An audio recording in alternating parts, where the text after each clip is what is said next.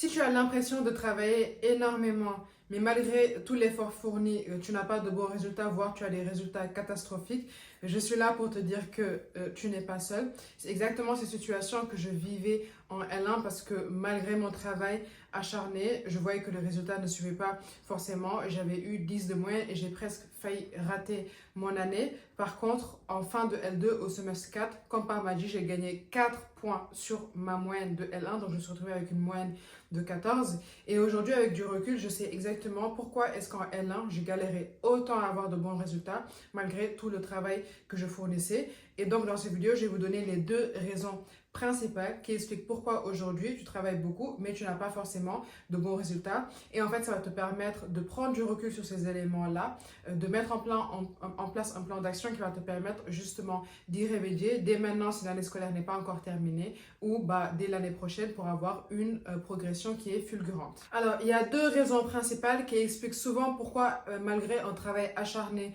on n'obtient pas forcément de bons résultats. Et ça, les gars, c'est vraiment valable sur tous les plans, même en dehors des études académiques.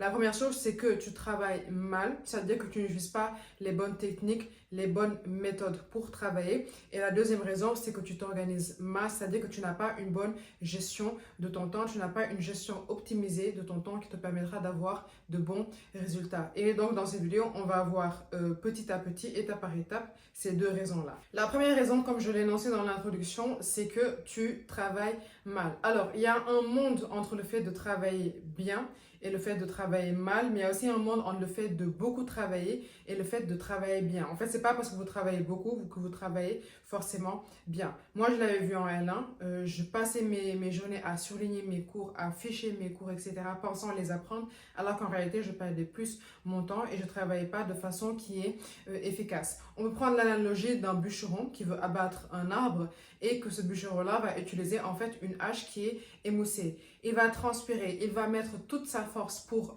couper l'arbre, mais si la hache en question, l'outil qu'il utilise pour couper l'arbre n'est pas optimisé, il aura tout simplement perdu son temps. Et c'est vraiment quelque chose à comprendre, ce n'est pas tant la quantité de travail que vous allez mettre, mais la qualité de travail. En droit, cette qualité de travail que vous allez fournir, elle dépend fortement des méthodes de révision que vous allez utiliser. Et la réalité, c'est que moi, L1, avec du recul, je sais que j'utilisais des méthodes de révision qui n'étaient pas efficaces. Et le constat que j'ai fait, c'est que aujourd'hui, la plupart des étudiants utilisent des méthodes de révision qui sont inefficaces. Et même si vous avez de bons résultats avec des méthodes qui sont inefficaces, dites-vous que vous pouvez obtenir de meilleurs résultats, de très bons résultats même, en utilisant une méthode efficace qui va vous prendre beaucoup moins de temps, tout simplement parce qu'en fait, elle est beaucoup plus efficace. Et qu'est-ce qu'on appelle méthode inefficace? Ce sont en fait des méthodes qui reposent sur de l'apprentissage passif. Je vais citer entre autres, c'est les méthodes les plus répandues, les fiches.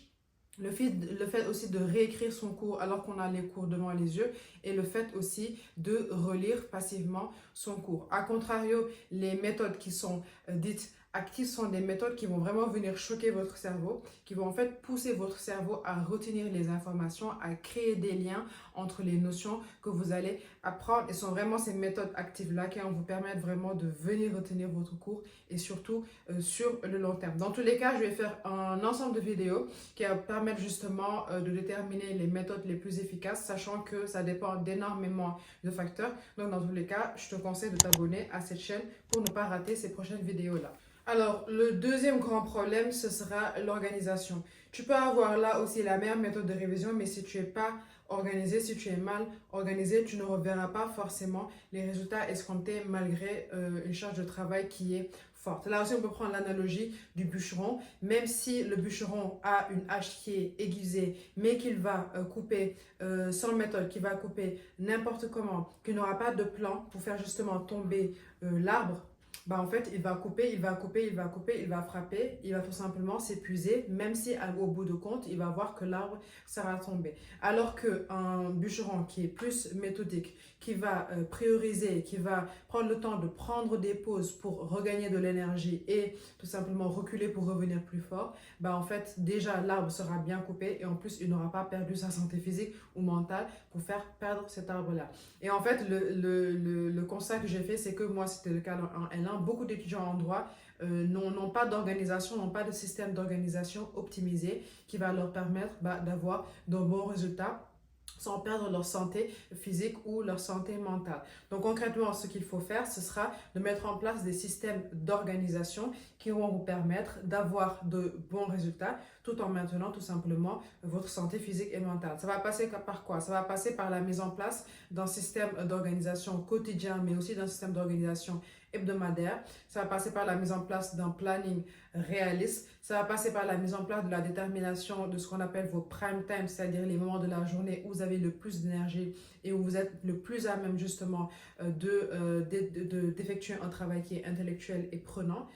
Ça passera aussi par le fait de prioriser vos tâches, d'utiliser certaines techniques de productivité comme le time blocking, la méthode Pomodoro, etc., etc. Ça aussi, je vais y revenir dans prochaines vidéos, mais tout ça pour vous dire que c'est hyper important d'avoir un système d'organisation qui est optimisé et en fait déjà ça va vous permettre d'avoir de meilleurs résultats, mais aussi ça va vous permettre tout simplement de pouvoir kiffer la vie à côté et ne pas faire de vos études tout simplement le centre de votre vie.